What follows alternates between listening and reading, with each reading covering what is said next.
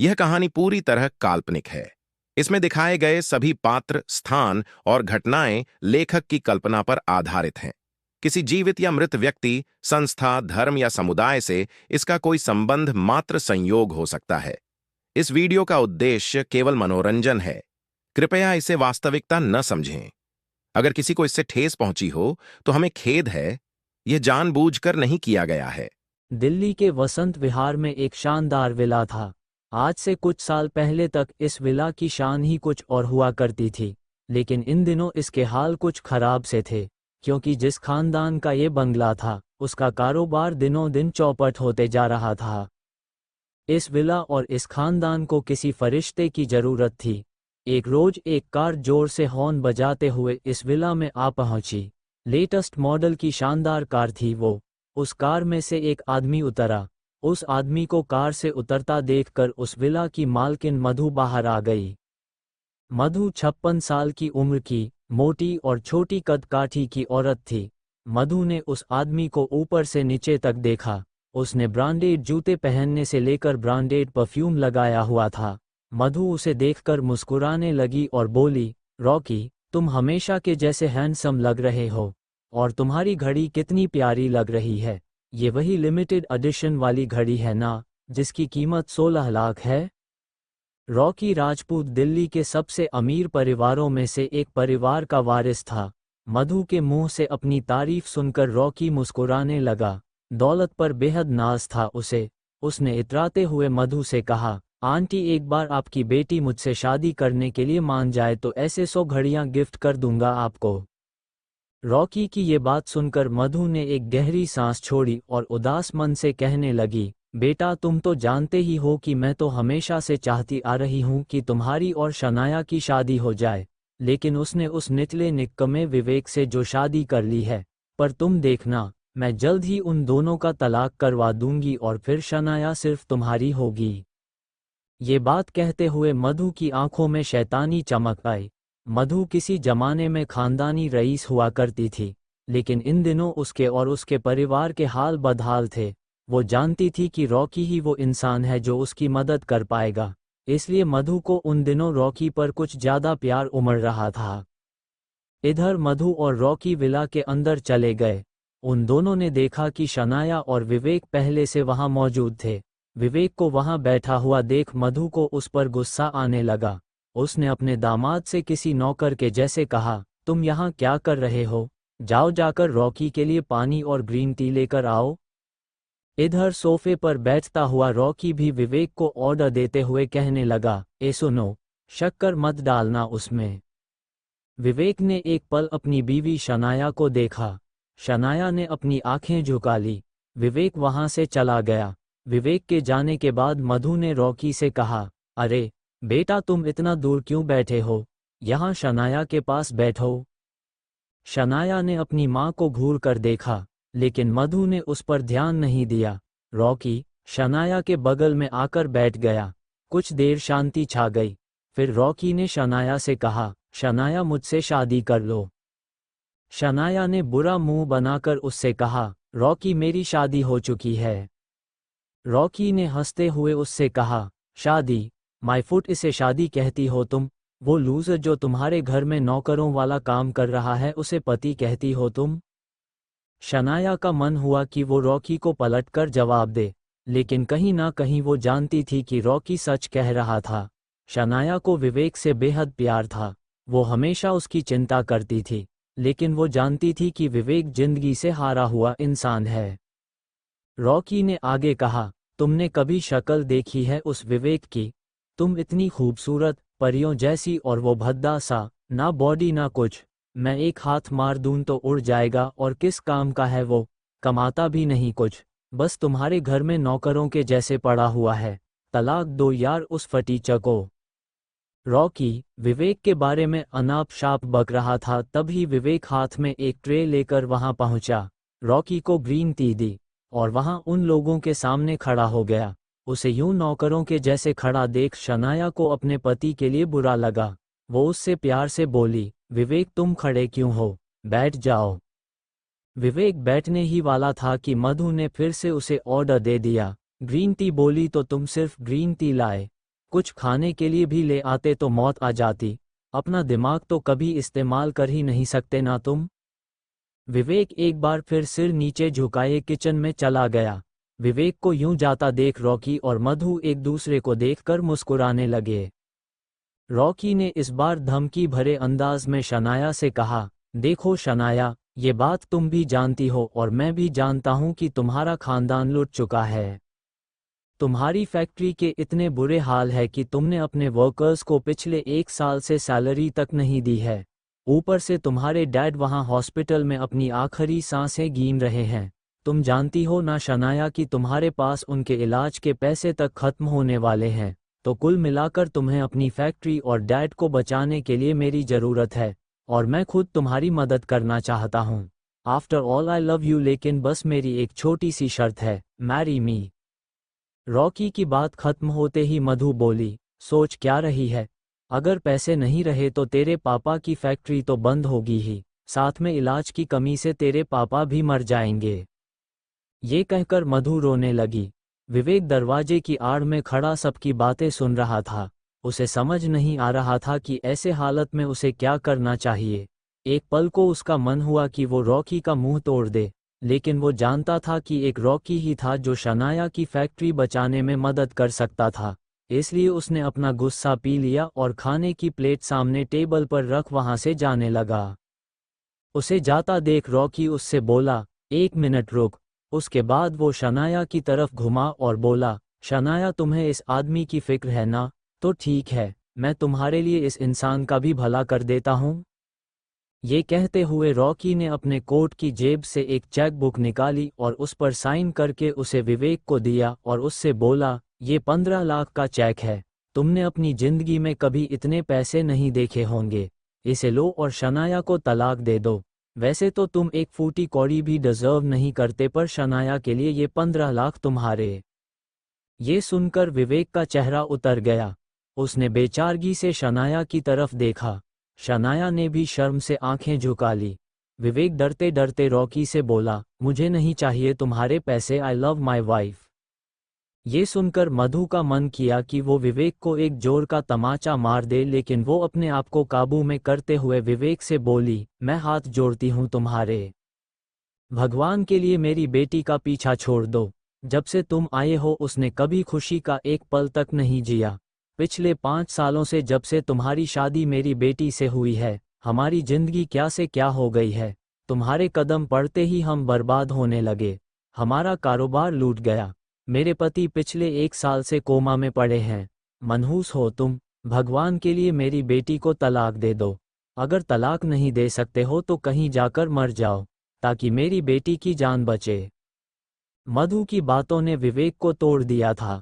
वो रोता हुआ वहां से चला गया। रात के कुछ 2 बज रहे थे। पूरा शहर सो गया था।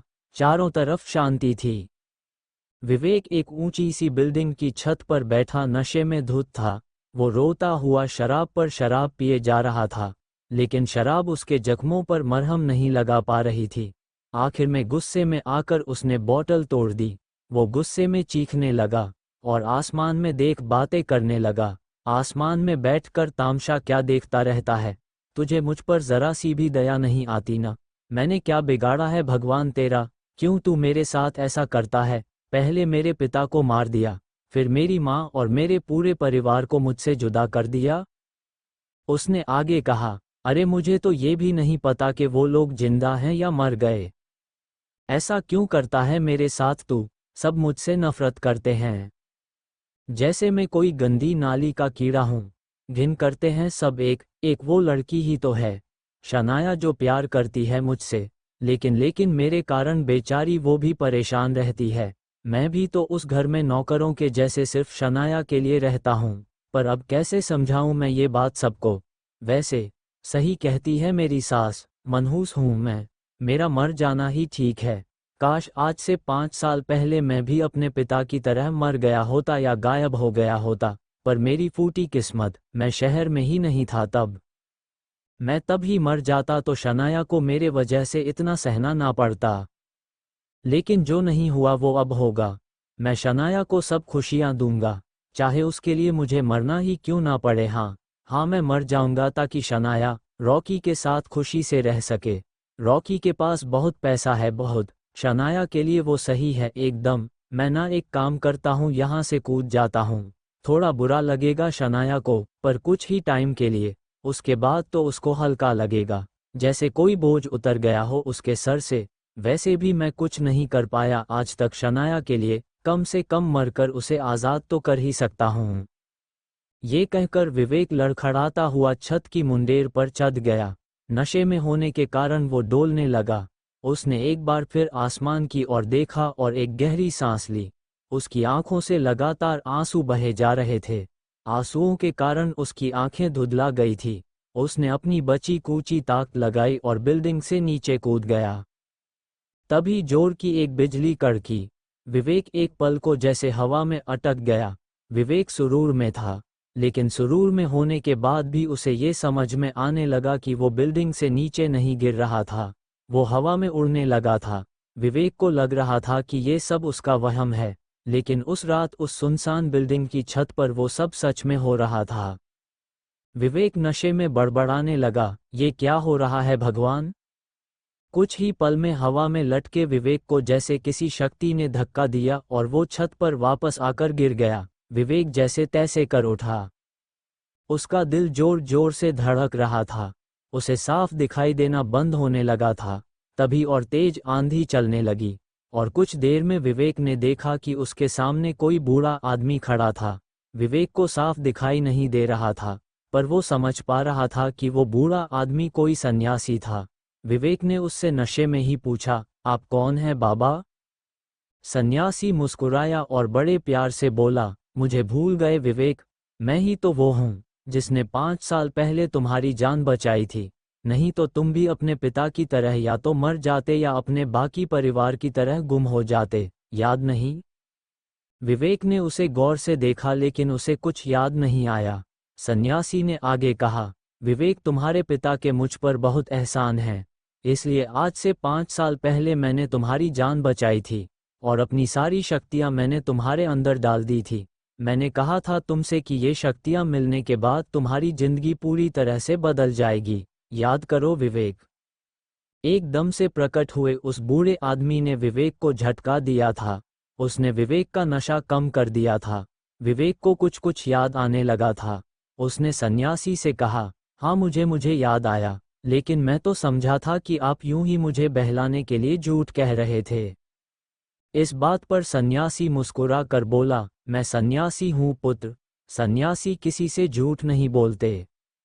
ये बात सुनकर विवेक भड़क गया और बोला, अगर आप सच कह रहे थे तो मैं इतने सालों से यूं जानवर से बदतर जिंदगी क्यों जी रहा हूं? सन्यासी ने शांत स्वर में कहा, विवेक तुम एक आम इंसान हो, मैंने तुम में जो शक्तियां डाली थी वो देवीय थी।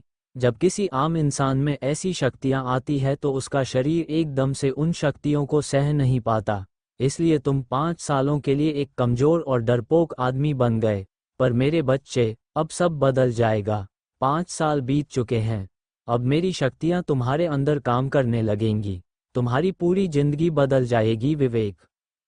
विवेक ये सुनकर एक बार फिर उस सन्यासी पर चिढ़ गया और बोलने लगा, झूठ, झूठ, एक बार और झूठ।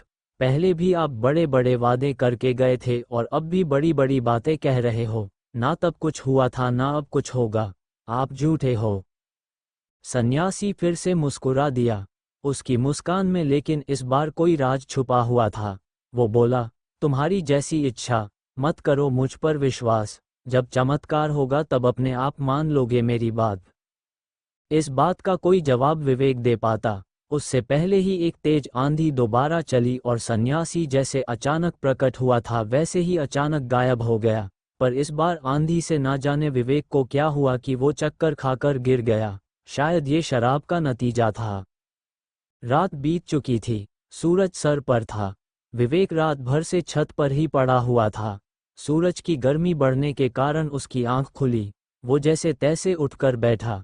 उसे अचानक उस सन्यासी की याद आई, पर दूसरे ही पल उसने उसे सपना समझकर भूलना चाहा। उसका सर जोरों से दुख रहा था।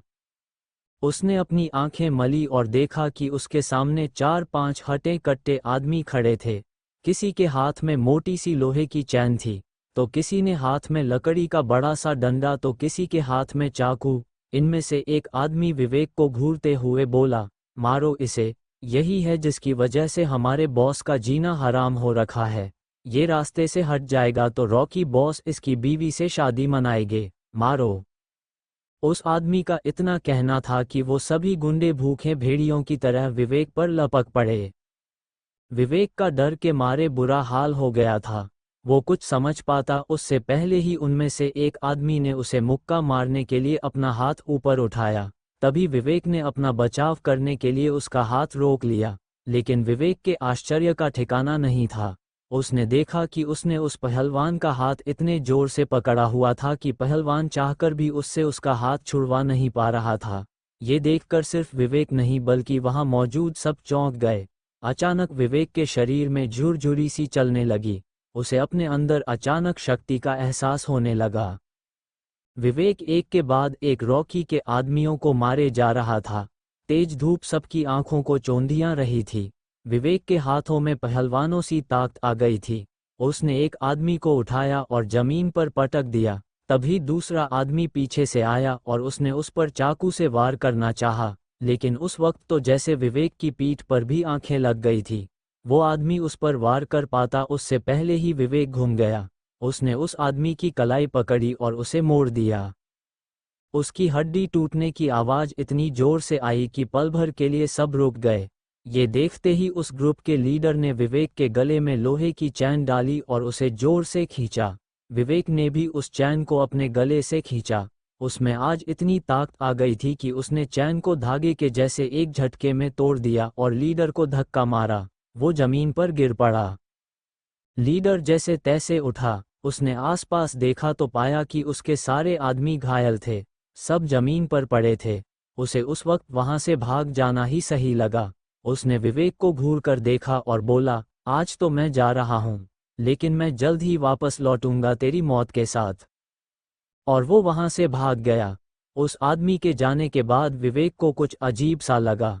वो अपने आसपास घायल पड़े हटे कट्टे आदमियों को देख रहा था। उसे यकीन ही नहीं हो रहा था कि इन सब आदमियों को उसने मारा था। पिछले 5 सालों में तो उसने मक्खी तक नहीं मारी थी, तो अचानक इतने आदमियों को उस अकेले ने कैसे मार गिराया। वो आदमी जैसे ही अपनी गाड़ी में बैठा उसे उसके बॉस का फोन आया। बॉस का फोन देखकर उस आदमी की हालत मारे डर के खराब हो गई। बॉस ने उससे पूछा, मजा चखा दिया उस विवेक को? लीडर ने जवाब दिया, वो बॉस वो आदमी ने तो हमारे ही सारे आदमियों को घायल कर दिया।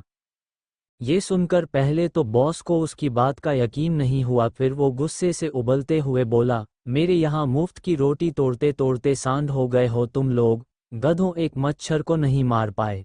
मैं तुम जैसे निक्कमों को और पाल नहीं सकता। आइंदा मुझे यानी रॉकी को अपनी शक्ल मत दिखाना, वरना जिंदा नहीं बचोगे। रॉकी ने फोन काट दिया। लीडर रॉकी की बातें सुनकर पत्थर सा जम गया।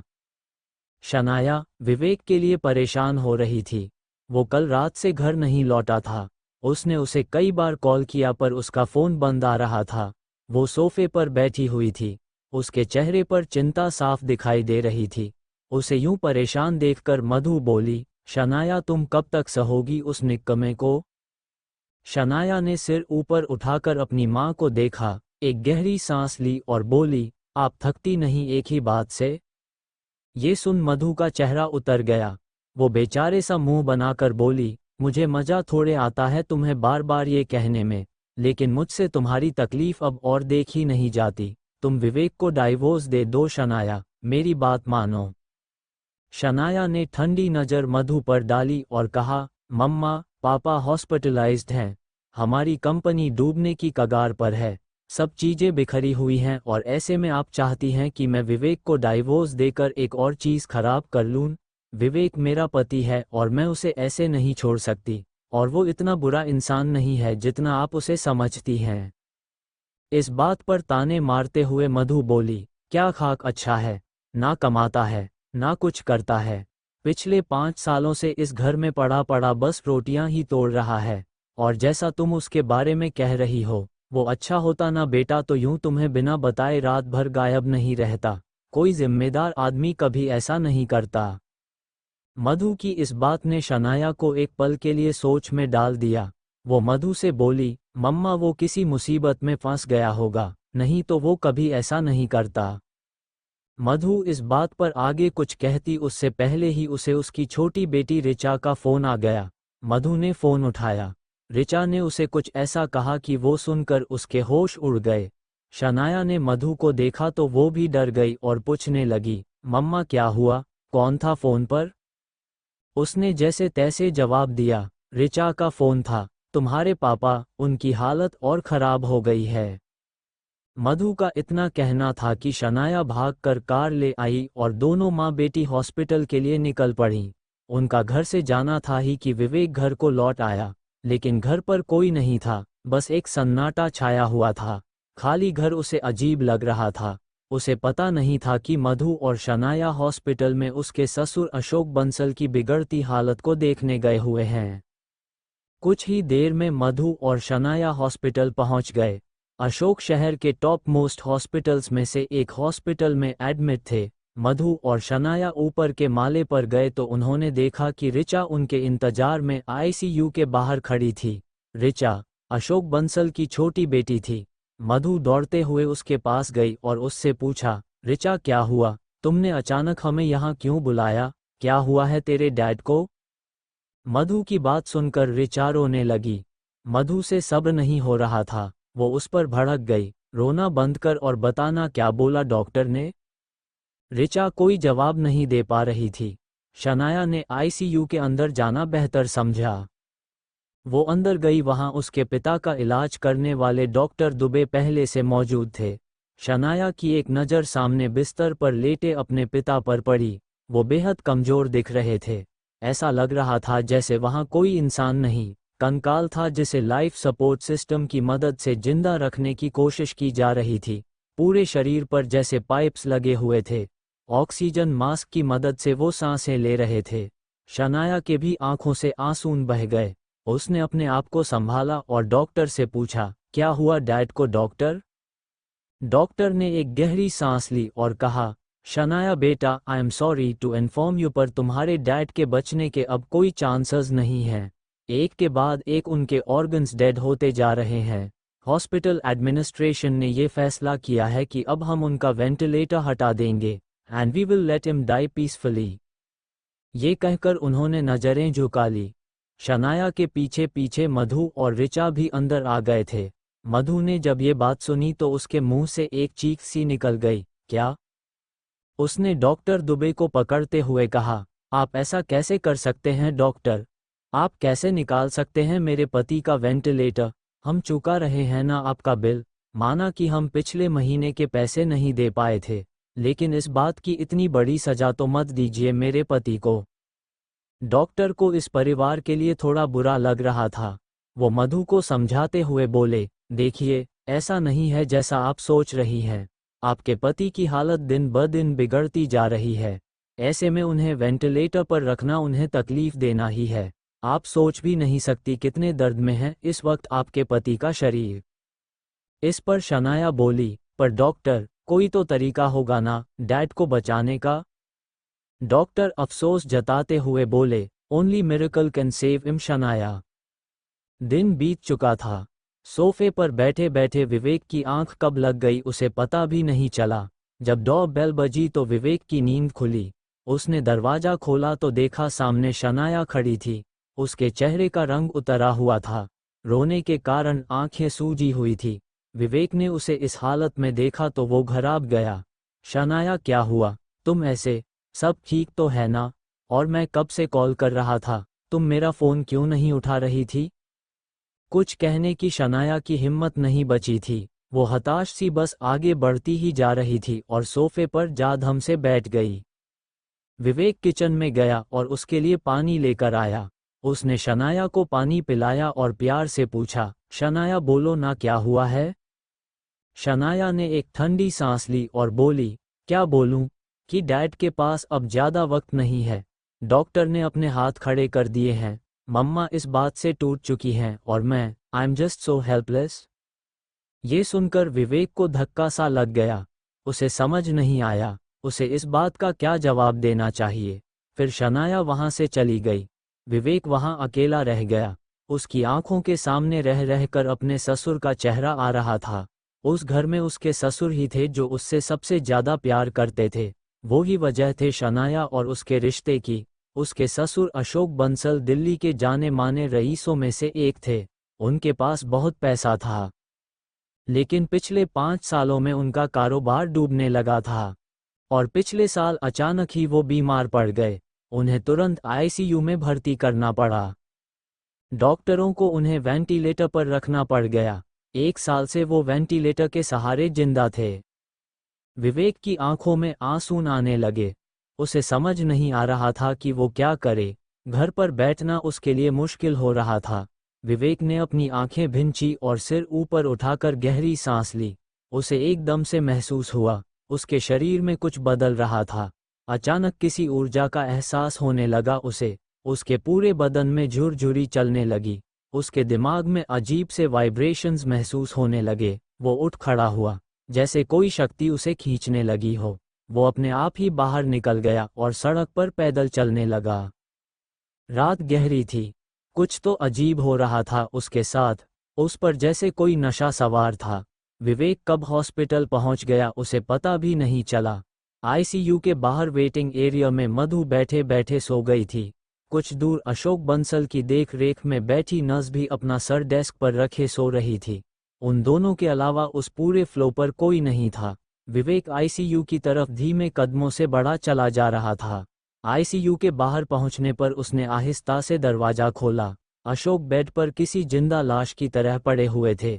विवेक उनके पास गया। उसने उनकी छाती पर हाथ रखा तो उनके शरीर में कुछ हलचल हुई। विवेक के चेहरे पर मुस्कान आ गई।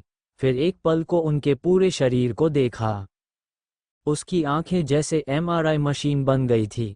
उसे उनके शरीर की एक एक नस साफ दिखाई दे रही थी। विवेक को अशोक की बीमारी जैसे ही समझ आई उसका सर और ज्यादा चकराने लगा। उसने अशोक के वेंटिलेटर को बंद कर दिया। विवेक अब और ज्यादा सावधान हो गया था क्योंकि अगर उसे ये करते हुए कोई देख लेता तो हंगामा खड़ा कर देता। हालांकि वो अपने पूरे होश में नहीं था, लेकिन फिर भी उसके मन में मधु को लेकर टेंशन थी। मधु को अगर भनक भी लग जाती कि वो अशोक से मिलने आया है तो वो तमाशा बना देती। वेंटिलेटर बंद होने का भी अशोक पर कोई खास असर नहीं लग रहा था। इसका मतलब ये था कि वाकई उनकी हालत बहुत खराब थी, इतनी कि वो पेन में भी रिस्पॉन्ड नहीं कर पा रहे थे। जिंदा लाश के जैसे बस वहां पड़े हुए थे। विवेक ने उन्हें एक नज़र गौर से देखा। उसके बाद अपने आप ही उसका हाथ अपनी जेब में चला गया। उसने अपनी जेब टटोली तो एक पुड़िया जैसा कुछ निकला। विवेक को याद ही नहीं कि उसने ये पुड़िया कब अपनी जेब में रखी थी। उसने वो पुड़िया खोली और उसमें एक लेप जैसा बनाकर अपनी हथेली पर लगाया। उसने लेप का कुछ हिस्सा अशोक की नाभि, तलवों और हथेली पर लगाया। उसके बाद अपनी लेप लगी हथेली को अशोक के मुंह पर रखा। उसने उनका मुंह और नाक दोनों ही ढक दिया। उसके बाद विवेक ने मंत्र पढ़ना शुरू किया। अपनी आवाज सुनकर विवेक खुद ही चौंक गया। जो मंत्र वो पढ़ रहा था वो संस्कृत में थे और उसे संस्कृत बिल्कुल भी नहीं आती थी। उसके मंत्र पढ़ने के कुछ देर बाद ही अशोक ने गहरी सांसें लेना शुरू कर दी। विवेक ने फिर से पल्स चेक करने के लिए अशोक का हाथ देखा। उनकी धड़कनें तेज चलने लगी थी। विवेक का ध्यान नहीं गया पर अशोक के पास लगे मॉनिटर में हलचल होने लगी थी। उस हलचल के कारण एक अलार्म सा बज गया। ये अलार्म आईसीयू के बाहर लगा हुआ था। अलार्म की आवाज सुनकर मधु की नींद टूट गई। उसने घबराते हुए पास में सोई हुई नस को देखा और उसकी ओर लपकी। अरे आप यहाँ सो रही हो और अंदर अलार्म बज रहा है। देखो मेरे पति को क्या हो गया। नस उसकी आवाज सुनकर उठ गई। दोनों आईसीयू की तरफ भागे। अंदर विवेक इन दोनों के आने से अनजान था। मधु और नस उसकी तरफ दौड़े चले आ रहे थे, लेकिन विवेक अब भी अपने इलाज में मगन था। विवेक अशोक के इलाज में लगा हुआ था। वो इस बात से अनजान था कि बाहर इमरजेंसी अलार्म के चक्कर में मधु और नस उसी की तरफ दौड़े चले आ रहे थे। विवेक मंत्र पढ़े जा रहा था। वो अपनी शक्तियां अशोक के शरीर में डालने की कोशिश कर रहा था। अशोक की बॉडी में हलचल हो रही थी। विवेक को ये समझ नहीं आ रहा था कि अशोक के शरीर की हलचल उन्हें ठीक कर रही थी या उनकी हालत और बिगाड़ रही थी। विवेक के अंदर की शक्तियां उसके अंदर बार बार आ जा रही थी। उसके दिमाग का एक हिस्सा उन्हें समझने की कोशिश कर रहा था और दूसरा हिस्सा उन शक्तियों से डर रहा था। मधु और नज आईसीयू के दरवाजे पर पहुंच गई थी। दोनों ने दरवाज़ा खोलना चाहा लेकिन दरवाज़ा जैसे अटक गया। एक पल को मधु को लगा कि दरवाज़ा अंदर से बंद है। किसी के अंदर होने के डर से वो चिल्लाई, कौन है? कौन है अंदर? दरवाज़ा खोलो। मधु की आवाज़ से विवेक जैसे अपने होश में लौट आया। उसने देखा कि उसके सामने अशोक लेटे हुए थे। उनके शरीर में वाइब्रेशंस हो रहे थे। विवेक ये देखकर डर गया। बाहर से मधु की आवाज़ आ रही थी। डॉक्टर दुबे भी मधु और नर्स के चिल्लाने की आवाज़ सुनकर वहां पहुंच गए। इसलिए विवेक ने वहां से भाग जाना बेहतर समझा। लेकिन कमरे से बाहर जाने का एक ही दरवाज़ा था और उस पर मधु खड़ी थी। विवेक को कुछ समझ नहीं आ रहा था। वो एकदम ब्लैंक हो गया था। मधु, नज और डॉक्टर दुबे बाहर खड़े थे। गार्ड्स को आने में टाइम लग रहा था। उन लोगों ने देरी ना करना बेहतर समझा। वो तीनों मिलकर दरवाज़ा तोड़ने लगे, लेकिन इस बार उनके एक ही धक्के से दरवाज़ा खुल गया। सबने देखा कि कमरा एकदम खाली था, पर अशोक दर्द से तड़प रहे थे। उनके शरीर में वाइब्रेशंस बढ़ गए थे। अशोक के शरीर में आए बदलाव को देखकर डॉक्टर घबरा गए और बोले, नस जल्दी से इंजेक्शन लाओ। नस इंजेक्शन बनाने के लिए दौड़ी। डॉक्टर दुबे अशोक के पास गए और उनकी पल्स चेक करने लगे। कोई कुछ समझ पाता उससे पहले ही अशोक काले खून की उल्टियां करने लगे। डॉक्टर को कुछ समझ नहीं आ रहा था। उन्होंने देखा कि अशोक की बढ़ी हुई पल्स अपने आप नॉर्मल होने लगी थी। डॉक्टर ने अब भी अशोक का हाथ पकड़ा हुआ था। अचानक उन्हें अशोक की उंगलियां हिलते हुए महसूस हुई। उनकी उंगलियों का हिलना किसी चमत्कार से कम नहीं था। अशोक पिछले 1 साल से पत्थर की तरह जमे हुए थे। ये देख डॉक्टर की आंखें चमक गई। लेकिन इधर मधु की हालत घबराहट के कारण खराब हो रही थी। उसने सवाल भरी नज़रों से डॉक्टर की तरफ देखा। डॉक्टर ने एक्साइटमेंट में उससे कहा, Mrs Bansal, I think he is getting better. Madhu और डॉक्टर इस बात से इतना खुश हो गए कि दोनों में किसी को भी ये ध्यान नहीं आया कि उन्हें कुछ देर पहले इस कमरे में किसी के होने का शक था। सब ये देखकर खुशी से चहक उठे कि अशोक की हालत में सुधार था। डॉक्टर ने अपने स्टेथोस्कोप से उनकी हार्ट बीट्स चेक की। उसके बाद उनका बीपी दोनों नॉर्मल था। मधु उनके पास आई। उसने देखा कि अशोक को होश आने लगा था। अशोक को आंखें खोलने में ज्यादा वक्त नहीं लगा। होश में आते ही अशोक ने फिल्मी सा सवाल पूछा, मैं कहाँ हूँ मधु? ये सुनकर मधु इतना इमोशनल हो गई कि वो कुछ कह ही नहीं पाई। वो बस अशोक से लिपटकर जोर जोर से रोने लगी। डॉक्टर ने मधु से कहा, मुझे समझ नहीं आ रहा ये चमत्कार हुआ कैसे। इन्हें देखकर तो लगता है ये पूरी तरह ठीक हो चुके हैं, पर ऐसा कैसे हो सकता है? आज सुबह तक तो ये मौत के मुंह में थे। इस पर मधु बोली, भगवान की मर्जी हो तो क्या नहीं हो सकता डॉक्टर, ये चमत्कार उसी का है। मधु इतनी खुश थी कि वो किसी भी सवाल में उलझना नहीं चाहती थी, पर डॉक्टर दुबे सोच में डूबते जा रहे थे। वो आगे बोले, मुझे ऐसा लगता है कि हमें इनका फुल बॉडी चेकअप कराना चाहिए। इससे हम किसी भी तरह के रिस्क से बच जाएंगे।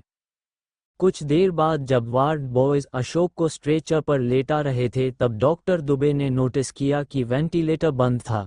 उनका सर चकराने लगा। उन्होंने मन ही मन कहा, ऐसा कैसे हो सकता है? सुबह तक अशोक बिना वेंटिलेटर के सांस तक नहीं ले पा रहे थे, तो फिर अब ऐसे कैसे बिना किसी मदद के ठीक हो गए? और ये वेंटिलेटर बंद हुआ कैसे? वार्ड बॉयज अशोक को बाहर लेकर चले गए। मधु और नर्स भी उनके पीछे पीछे बाहर चले गए। डॉक्टर दुबे खाली कमरे में नजरें घुमाकर देखने लगे। उन्हें कमरे में किसी के होने का शक था। उन्हें बालकनी में किसी की परछाई दिखी। वो एक पल को चौंक गए। उन्होंने खुद को संभाला और बालकनी की तरफ बढ़ने लगे। विवेक बालकनी में छुपा हुआ था। उसने डॉक्टर की सारी बातें सुन ली थी। वो अपने ससुर के ठीक होने को लेकर बहुत खुश था, लेकिन वो किसी के सामने नहीं आना चाहता था। वो जानता था उसे यूं देखकर उस पर सवालों की बारिश की जाएगी। विवेक उन सवालों से डर रहा था क्योंकि उनके जवाब वो खुद भी नहीं जानता था। इसलिए उसने छुपे रहने में ही अपना भला जाना। उसने अपने सामने वाली बिल्डिंग में लगे कांच से देखा कि कोई उसकी तरफ धीमे कदमों से बढ़ा चला आ रहा था। विवेक घबरा गया। उसने वहां से जाने का रास्ता ढूंढना चाहा, लेकिन उसे कुछ समझ नहीं आ रहा था। आईसीयू काफी ऊपर के फ्लोर पर था, इसलिए वहां से कूदना भी सेफ नहीं था। उसका दिल जोरों से धड़के जा रहा था। तभी उसका ध्यान फायर एस्केप पर गया। वो वहां से उतरने की कोशिश करने लगा, लेकिन उसके पास वक्त बहुत कम था। डॉक्टर उसकी तरफ बढ़ते ही जा रहे थे। डॉक्टर जैसे ही बालकनी में पहुंचे, विवेक वहां से जा चुका था। उन्हें सिर्फ उसकी परछाई ही दिखी। वो उसे रोकने के लिए चिल्लाए भी, लेकिन तब तक विवेक वहां से गायब हो गया था।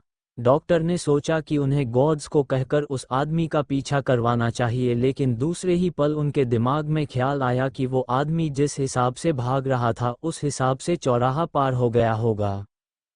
कुछ देर बाद डॉक्टर दुबे अपने केबिन में बैठे थे। नर्स ने दरवाज़ा खटखटाया और अंदर आई। डॉक्टर, हमने मिस्टर बंसल के सभी टेस्ट्स करवा लिए and he is absolutely fine. मुझे तो यकीन ही नहीं हो रहा है। डॉक्टर ने अपना सिर ऊपर किया और नर्स से बोले, यकीन तो मुझे भी नहीं हो रहा, लेकिन सच यही है। इस पर नर्स बोली, डॉक्टर, मुझे आज यकीन हो गया है कि चमत्कार होते हैं। डॉक्टर कुछ सोचते हुए उससे बोले, मुझे नहीं लगता ये चमत्कार है। मुझे लगता है किसी ने चुपके से अशोक का इलाज किया है। कोई था उस कमरे में हमारे अंदर जाने से पहले। कुछ तो चल रहा था अंदर। तुम्हें पता है, अशोक का वेंटिलेटर भी बंद था। बिना वेंटिलेटर के उनके लिए एक पल भी जिंदा रहना नामुमकिन था, और मैंने उस कमरे में किसी की परछाई भी देखी थी। नर्स को उनकी बात कुछ समझ नहीं आई, पर वो बोली, डॉक्टर, अगर आपको ऐसा लगता है तो आप सीसीटीवी में फुटेज चेक क्यों नहीं कर लेते। नर्स की ये बात सुनकर डॉक्टर दुबे उछल पड़े और बोले, नर्स प्लीज ऐसा करो कि गॉड्स को सीसीटीवी की रिकॉर्डिंग लेकर मेरे पास भेजो। नर्स ये सुनकर वहां से जाने लगी। जाते जाते उसे याद आया, डॉक्टर, ये रिपोर्ट्स मैं मिस्टर बंसल की वाइफ को अभी दे दूं? डॉक्टर बोले, नहीं, अभी मत दो, वो सो गई होंगी। वैसे भी टेस्ट्स में 3 घंटे लगे गए थे और वो तब भी नींद में थी। और तुम उन्हें अभी उनके पति से मिलने भी मत देना। कहना हमने उन्हें सुबह तक के लिए ऑब्जर्वेशन में रखा है। ये जवाब सुनकर नर्स वहां से चली गई। कुछ ही देर में सारी रिकॉर्डिंग डॉक्टर दुबे के पास थी। सुबह के 6 बज रहे थे। वो रात भर से जागे हुए थे, फिर भी उनकी आंखों से नींद गायब थी। वो ये जानने को बेकरार थे कि आखिर वो कौन था जो उन्हें भागता हुआ दिखा था, और क्या वाकई उसने अशोक को ठीक किया था, और अगर हाँ तो कैसे। इन सवालों के जवाब उनके लिए बहुत ज़रूरी थे। उन्होंने रिकॉर्डिंग देखना शुरू किया। उन्होंने देखा कि रात के करीब 2 बजे कोई आदमी आईसीयू वाले फ्लोर पर आया था, लेकिन उस आदमी का चेहरा टोपी और कैमरा एंगल की वजह से ठीक से नहीं दिख रहा था। पर उस आदमी ने लाल रंग की शर्ट और काली जीन्स पहनी थी। उसकी चाल से लग रहा था कि वो अपने होश में नहीं था। कुछ गड़बड़ी थी उसकी चाल में। उसने आईसीयू का दरवाज़ा खोला और अंदर चला गया। डॉक्टर दुबे ने अब आईसीयू के अंदर की रिकॉर्डिंग शुरू की। ये रिकॉर्डिंग उस आदमी का चेहरा देखने की उनकी आखिरी उम्मीद थी। अंदर सिर्फ एक कैमरा लगा हुआ था, वो भी ऐसे एंगल पर जिससे अंदर आने वालों की खबर रखी जा सके। वो आदमी जब अंदर आया तो उसका सिर जमीन की तरफ था, इसलिए अंदर आते वक्त भी उसका चेहरा ठीक से दिखाई नहीं दिया। डॉक्टर ने देखा कि वो आदमी लेप मलकर, मंत्र पढ़कर कुछ अजीब तरह से अशोक का इलाज कर रहा था। डॉक्टर दुबे को जैसे ही एहसास हुआ कि अशोक तंत्र से ठीक हुए हैं, उनके रोंगटे खड़े हो गए। उन्होंने अपना फ़ोन निकाला और किसी को कॉल किया। फ़ोन कनेक्ट हुआ तो एक लड़की की आवाज़ आई। वो लड़की नींद में लग रही थी। वो बोली, हेलो डॉक्टर, इतनी सुबह सुबह कॉल कैसे किया आपने आज?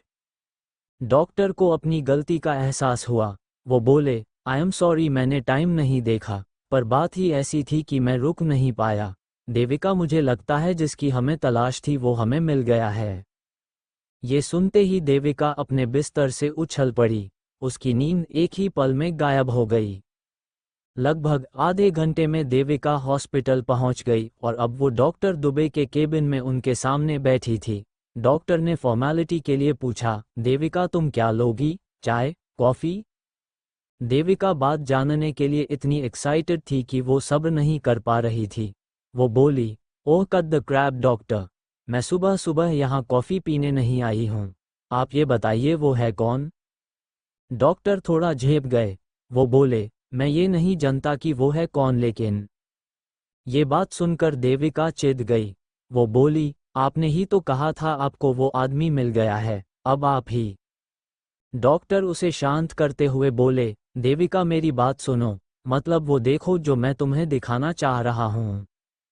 डॉक्टर ने देविका को सीसीटीवी फुटेज दिखाई। अशोक के इलाज का प्रोसेस देखकर उसकी आंखें फटी की फटी रह गई। वो बोली, ये तो पंचभूत क्रिया है। डॉक्टर मुस्कुराते हुए बोले, हाँ मैं यही बताना चाह रहा था। फाइनली वो इंसान हमें मिल गया है जो तुम्हारे दादाजी को ठीक कर सकता है। देविका की खुशी का ठिकाना नहीं रहा। वो बोली, डॉक्टर लेकिन ये आदमी है कौन? इसमें इसका चेहरा ठीक से समझ नहीं आ रहा। डॉक्टर उदास हो गए और बोले, वही तो समझ नहीं आ रहा देविका, बस एक बार ये हमारे सामने आ जाए तो सब कुछ बदल सकता, सब कुछ। दूसरी ओर सुबह मधु जैसे ही उठी, नर्स ने उसे रिपोर्ट्स देते हुए बधाइयां दी। मिसेस बंसल कॉन्ग्रेचुलेशंस, आपके पति अब बिल्कुल ठीक हैं। उसकी ये बात सुनकर मधु खुशी से झूम उठी। उसने अपने पर्स में हाथ डाला और 2000 का नोट निकालने लगी। फिर उसने कुछ सोचा और वो नोट रखकर 500 का नोट निकाला और नर्स को देना चाहा। 500 का नोट देखकर नर्स को अजीब लगा। वो शहर के सबसे बड़े हॉस्पिटल की नर्स थी, कोई दाई अम्मा नहीं।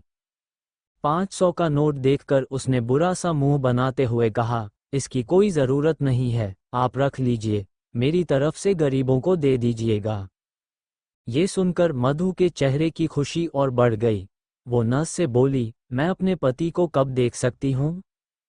जवाब देते हुए नर्स बोली, बस कुछ ही देर में उन्हें आईसीयू से प्राइवेट रूम में शिफ्ट कर दिया जाएगा, आप तब मिल सकती हैं उनसे। नर्स का इतना कहना था कि मधु ने शनाया को फ़ोन लगाया, हेलो शनाया, जल्दी से हॉस्पिटल आ जाओ।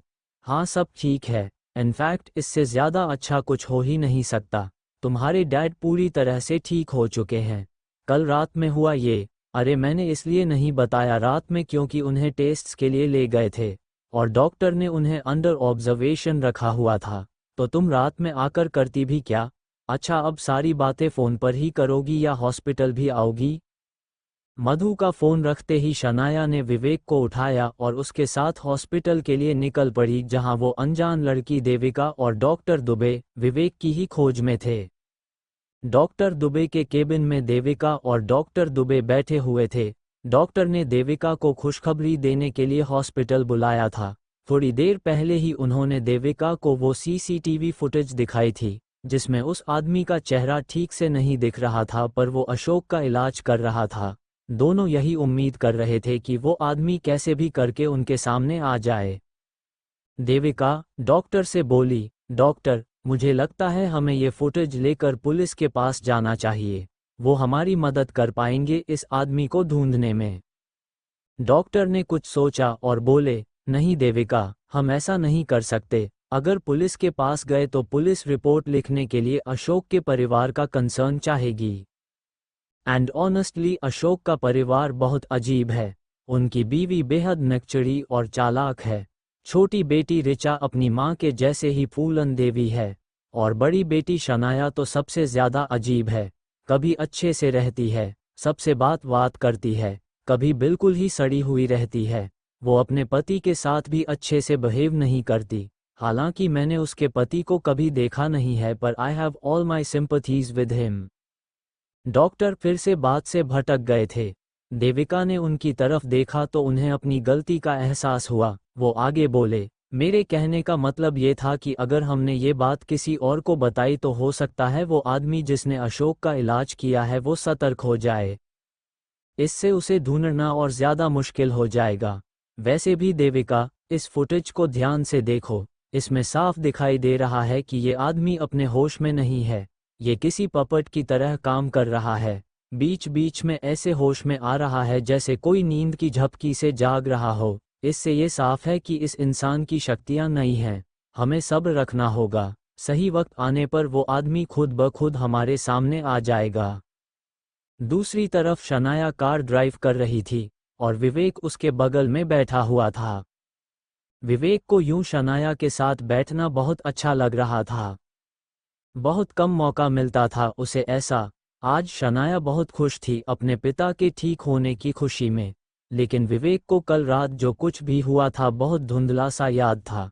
उसे अपना हॉस्पिटल से भाग जाना और अपने ससुर का ठीक होना तो याद था, लेकिन जो इलाज उसने किया था वो भूल सा गया था। खैर, इस वक्त विवेक ने अपना सारा ध्यान शनाया और उसके चेहरे पर आई मुस्कान पर लगा दिया था। विवेक उससे बोला, शनाया, मुझे तुम्हें इतने दिनों बाद खुश देखकर बहुत अच्छा लग रहा है। I am really happy. इस बात पर शनाया ने एक दफे विवेक की तरफ देखा पर कुछ रिएक्ट नहीं किया।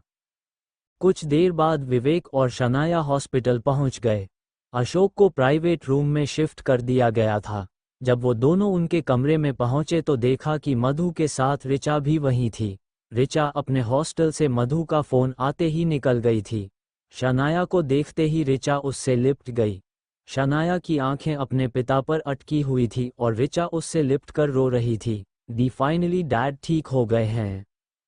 शनाया ने ऋचा को अपनी बाहों में एक पल के लिए कसा और फिर उसे धीरे से परे सरकाते हुए अपने पिता के बेड के पास बढ़ने लगी। विवेक भी उसके पीछे पीछे चल रहा था, लेकिन मधु और ऋचा ने उसके होने को इस तरह नज़रअंदाज किया जैसे वो वहां हो ही नहीं। शनाया अपने पिता के पास गई और उनका हाथ धीरे से पकड़ा। उसकी आंखों से आंसू टपक आए। अशोक की नींद अपनी बेटी के हाथों की छुअन से टूटी। उन्होंने उसे देखा और मुस्कुराए। शनाया अपने पिता से लिपट गई। वो किसी बच्चे की तरह उनसे लिपटकर रो रही थी। उसने पिछले 1 साल में ना जाने कितनी बार अपने पिता को यूं गले लगाकर रोना चाहा था, लेकिन वो 1 साल से वेंटिलेटर के तारों में ऐसे जकड़े हुए थे जैसे मकड़ी अपनी जाल में अटक जाती है। शनाया उनसे बहुत सारी बातें करना चाहती थी, लेकिन उस वक्त सिर्फ उसके आंसू ही थे जो उसके जज्बातों को बयां कर पा रहे थे। जब शनाया के मन का गुब्बार थोड़ा हल्का हुआ तो वो अपने पिता से थोड़ा दूर हो गई। अशोक ने नज़र उठाकर विवेक को देखा। विवेक उन्हें देखकर किसी मासूम बच्चे की तरह मुस्कुराए जा रहा था। अशोक ने उसे अपने पास आने का इशारा किया। विवेक उनके पास गया। सबसे पहले उसने उनके पैर छुए, फिर उनके सर के पास गया और उसने धीरे से उनका माथा चूम लिया। वो बोला, मुझे आपको देखकर बहुत खुशी हो रही है पापा। ये सुनकर अशोक मुस्कुरा दिए। विवेक इमोशनल होते हुए बोला, आप जानते नहीं हैं पापा, मैंने आपको कितना मिस किया। उसकी ये बात सुनकर मधु और ऋचा आपस में बुदबुदाई। मिस तो करेगा ही, एक डैड ही तो हैं जो इस निक्कमे को सर पर लिए फिरते हैं। विवेक ने इस बात को अनसुना कर दिया। वो मन ही मन सोचने लगा, इंसान कितना अजीब होता है। जो ऋचा थोड़ी देर पहले अपने पिता के ठीक होने की खुशी में रो रही थी, वो पल भर में ही उसे ताने मारने लगी। तभी अशोक बंसल विवेक को देखकर सोच में पड़ गए। उसका हाथ अपने कमजोर हाथों में लेते हुए वो उससे बोले, विवेक, तुम कल रात मेरे पास थे क्या? उनकी ये बात सुनकर विवेक के होश उड़ गए। उसके चेहरे का रंग ही बदल गया। उसने अशोक से ये उम्मीद बिल्कुल नहीं की थी कि उन्हें उसका आना याद होगा। वो अपने आप को संभालते हुए बोला, नहीं तो, मैं तो घर पर था पापा। ये सुन अशोक कुछ सोचने लगे। विवेक का दिल जोरों से धड़क रहा था। अगर अशोक ने सबको बता दिया कि विवेक खुद कल रात में उनके पास था और उसने उनका इलाज किया था तो फालतू का तमाशा बन जाएगा। शनाया उसके पास ही खड़ी थी। अपने पिता का सवाल सुनकर वो बोली, क्या हुआ डैड, आप ऐसा क्यों पूछ रहे हो? Is everything all right? इस बात पर अशोक बोले, हाँ सब ठीक है। सारा बंसल परिवार आज खुश था। सब अशोक को घर वापस ले जाने को बेकरार थे। अब बस सबको इंतजार था तो डॉक्टर दुबे के ग्रीन सिग्नल का। दूसरी तरफ कैबिन में डॉक्टर दुबे अपनी चेयर पर से उठे और देविका से बोले, Devika, I need some rest. मैं अभी घर जाता हूँ, तुम भी जाओ। मैंने तुम्हें आधी नींद से जगा दिया था।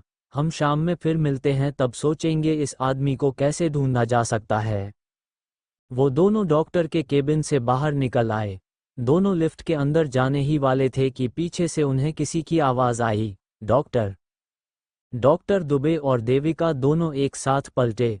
आवाज एक लड़की की थी, लेकिन उस लड़की के पीछे जो आदमी खड़ा था, उसे देखकर दोनों की आंखें फटी की फटी रह गई।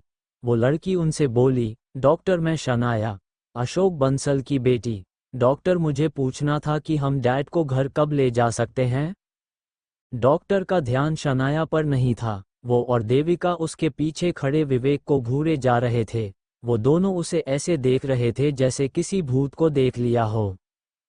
शनाया डॉक्टर से आगे कुछ कहती, उससे पहले ही नर्स वहां पर आ गई और बोली, मैम आप यहाँ आ जाइए, आपके पिता के डिस्चार्ज पेपर्स रेडी हैं, बस कुछ फॉर्मेलिटीज बाकी हैं। शनाया और विवेक दोनों वहां से पलट कर चले गए। डॉक्टर और देविका अपनी सांसें रोके हुए उन दोनों को जाता हुआ देखे जा रहे थे। उनके वहां से जाने के बाद देविका बोली, डॉक्टर इस आदमी ने तो बिल्कुल वैसे कपड़े पहन रखे हैं जैसे उस सीसीटीवी फुटेज वाले आदमी ने पहने थे, और इसका चेहरा भी कितना मिलता है। डॉक्टर कुछ सोचते हुए बोले, हाँ देविका, मुझे भी लगता है ये आदमी वही है। देविका इस बात पर बोली, लेकिन ये आदमी है कौन? डॉक्टर ने जवाब दिया, शायद ये अशोक का दामाद है। नर्स ने बीच रास्ते से ही विवेक को कुछ दवाइयां लाने के लिए भेज दिया था और इस वक्त नर्स और शनाया कैश काउंटर पर खड़े थे। कैशियर ने प्रिंटेड बिल शनाया को देते हुए कहा, मैम आपका पिछले महीने का हिसाब ड्यू है और इस महीने का मिलाकर टोटल अमाउंट 15 लाख हुआ है, आप ये पे कर दीजिए और अपने फादर को ले जाइए। बिल का अमाउंट सुनकर शनाया के पैरों के नीचे से जैसे जमीन ही हिल गई। उसकी फैक्ट्री बैंक्रप्सी की कगार पर थी। शनाया की सारी सेविंग्स खत्म हो चुकी थी। उसने अपना घर तक अपने पिता के इलाज के लिए गिरवी रखा हुआ था। ऐसे में एक ही दिन में इतने पैसों का इंतजाम कर पाना उसके लिए नामुमकिन था। वो बोली, देखिए मैंने जानती हूँ हमारा बिल ड्यू है और मैं बहुत शर्मिंदा हूँ उस चीज़ के लिए, लेकिन मेरे पास अभी इतने पैसे नहीं है, पर मैं जल्द से जल्द आपके पैसे भर दूंगी, आई प्रॉमिस। आप अभी मुझे मेरे डैड को यहाँ से ले जाने दीजिए, he really needs home now. इस बात पर कैशियर ने थोड़ा रूड होते हुए जवाब दिया, देखिए माम, ये कोई किराना शॉप नहीं कि आप आज सामान ले जाएंगी और कल पैसे देंगी। इट्स अ हॉस्पिटल, यहाँ ड्यूज नहीं चलती। एंड अगर आपके पास पैसे नहीं है तो आई वुड सजेस्ट आप कैसे भी इंतज़ाम कर लीजिए और टेक अ लोन, क्योंकि आपका रूम के हिसाब से चार्ज हो रहा है, आपका बिल अमाउंट बढ़ता ही जाएगा, कम नहीं होगा अब। शनाया हताश सी अपने पिता के कमरे में पहुंची। रिचा वहां से जा चुकी थी। अशोक भी गहरी नींद में थे। मधु ने शनाया का उतरा हुआ चेहरा देखा तो बोली, शनाया क्या हुआ, क्या बोले डॉक्टर? शनाया की आंखों में आंसू आ गए। उसने अपनी मां को सारी बातें बताई। उसे सुनने के बाद मधु विवेक को ताने मारते हुए बोली, शनाया इसलिए मैं कहती हूँ, तुम्हारा पति के नाम पर कलंक है। अगर वो अभी कमा रहा होता तो तुम्हें इतना टेंशन लेने की जरूरत नहीं पड़ती, पर वो निकम्मा तो किसी काम का नहीं। उसके बाद कुछ सोचते हुए मधु बोली, शनाया एक काम करो, अभी के अभी रॉकी को कॉल करो, एक वही है जो इस वक्त हमारी मदद कर सकता है। उसके लिए 15 लाख रुपए मामूली सी रकम है बेटा, यू शुड कॉल हिम। मधु की ये बात सुनकर शनाया सकपका गई। उसने मधु को देखा तो मधु उससे बोली, मुझे पता है तुम्हें रॉकी को कॉल करना पसंद नहीं, लेकिन अभी हमारे पास और चारा भी क्या है। शनाया ने कुछ सोचा और उसे मधु की बात सही लगी, पर उसके मन में झिझक भी थी, इसलिए वो बोली, मम्मा मेरे कॉल करने को वो गलत समझेगा, मेरा ऐसा करना उसे शादी के लिए ग्रीन सिग्नल जैसा लगेगा, आप जानते हो वो कैसा है। बोलते बोलते शनाया रुक गई। इस पर मधु बोली, मैं जानती हूँ, वो बहुत अच्छा इंसान है और बेहद अमीर भी है। तुम कॉल नहीं कर सकती उसे तो कोई बात नहीं, मैं कॉल करती हूँ उसे। फिर मधु ने रॉकी को कॉल किया, पर एक रिंग के बाद रॉकी ने उसका कॉल काट दिया। मधु को ये बात थोड़ी अजीब लगी, पर वो शनाया से बोली, हो सकता है वो किसी मीटिंग में हो, he will call back, you don't worry. Vivek भी अब दवायां लेकर वहां पहुंच चुका था। उसने दूर की आड़ में खड़े शनाया और मधु की सारी बातें सुन ली थी। उसे अपनी पत्नी के लिए बहुत बुरा लग रहा था। वो कैसे भी करके उसकी मदद करना चाहता था, लेकिन उसे कोई रास्ता नहीं समझ आ रहा था। विवेक को अपने सामने देखकर देविका और डॉक्टर दुबे चौंक गए थे। उन्हें उम्मीद नहीं थी कि अशोक का इलाज पंचभूत क्रिया से करने वाला आदमी उन्हें इतनी जल्दी और इतनी आसानी से मिल जाएगा। दोनों वापस डॉक्टर के केबिन में चले गए थे और रास्ता सोच रहे थे विवेक से बात करने का। तभी दरवाजे पर दस्तक हुई। दोनों ही ख्यालों की दुनिया से एक ही झटके में बाहर आ गए। दरवाज़ा खुला तो उन्होंने देखा वहां विवेक खड़ा था। उसे अपने सामने देखकर वो दोनों ही निःशब्द रह गए। विवेक अंदर आया और डॉक्टर से रिक्वेस्ट करते हुए बोला, डॉक्टर मेरा नाम विवेक है। मैं अशोक बंसल जी का दामाद हूँ। मेरी आपसे एक रिक्वेस्ट है, प्लीज़ हमें हॉस्पिटल का बिल चुकाने के लिए थोड़ा टाइम दे दीजिए। मुझे पता है ये हॉस्पिटल के नॉर्म्स में नहीं आता, लेकिन डॉक्टर, ट्रस्ट में मैं कैसे भी करके आपके पैसे चुका दूंगा। मेरी वाइफ इस वक्त बहुत मुसीबत में है, अगर आपने हेल्प नहीं की तो उसे कुछ ऐसा करना पड़ेगा जो वो नहीं चाहती। डॉक्टर और देविका उसकी ये बात सुनकर एक दूसरे को देखकर मुस्कुराए। डॉक्टर विवेक की आंखों में आंखें डालकर बोले, मैं कर सकता हूं तुम्हारी मदद, लेकिन उसके लिए तुम्हें मेरा एक काम करना होगा। लेकिन विवेक, डॉक्टर दुबे की ये बात सुनकर हैरान रह गया। अगर आप लोग इस कहानी का अगला भाग सुनना चाहते हैं तो जल्दी से मेरे चैनल को सब्सक्राइब करें और मुझे बताएं कि आपको यह कहानी कैसी लगी।